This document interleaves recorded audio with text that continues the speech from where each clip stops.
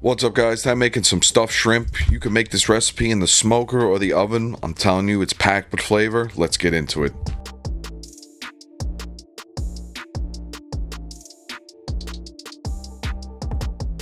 Today I'm making this recipe with some peeled crawfish tails. I've seen people make this with lump crab meat. Make the recipe your own, guys. This stuffing is very versatile. You can put whatever you want in here. I'm just going to add in some breadcrumb, Parmesan cheese, minced garlic, some diced shallot. I'm going to add in some fresh chopped parsley. If you don't have this, you can use dried parsley as well. Then we're going to add in some mayo. This is what's going to help everything keep it to a paste-like consistency. I've also seen people throw an egg in here. I'm not doing that today. I'm just going to hit this with some lemon juice, Cajun seasoning, and then I like to use this vegetable all-purpose seasoning. You could use an Italian herb seasoning as well. You're just going to mix this good. Try to break up the tails while you mix this. If you're using crab meat, you got to mix it gently.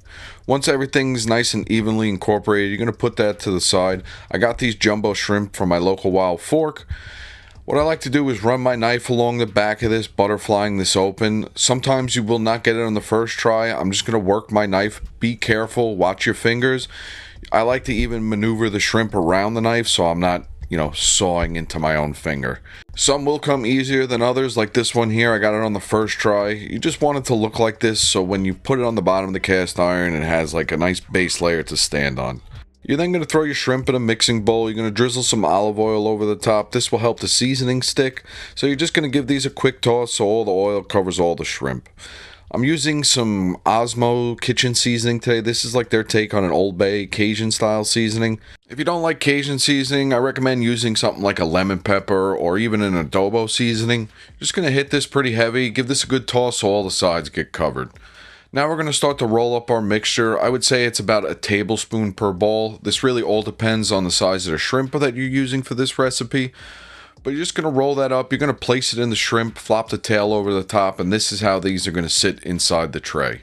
If the stuffing starts to stick to your fingers, just drizzle a little olive oil in your hands. It'll make the rolling process a little easier.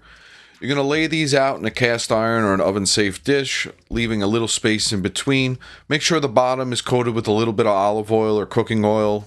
At this point, we're going to heat up our smoker. Like I said, you can do this in the oven. The choice is yours. I just like the flavor this gives. I'm just going to start my charcoal. I'm just using some simple briquettes. And then if you're using wood, I recommend using something very neutral like this cherry wood. I love these blocks from Jealous Devil because they're all the same size. You don't have any tree trunks or chips when you buy these. Once your grill or smoker comes up to temp, you're going to throw these in here. I like to let these go at 350 degrees. After about 20 minutes, you're going to drizzle some melted butter over the top. This will complement this dish perfectly. I definitely recommend doing this. Once these are coated, you're just going to let these finish up until they reach an internal temp of 145. If you're probing these, make sure you're hitting them in the meat of the shrimp. I didn't even use a temp probe. Once they look like this nice opaque color, you'll be able to tell that they're done. You're going to pull these off, let them rest for about 2-3 minutes.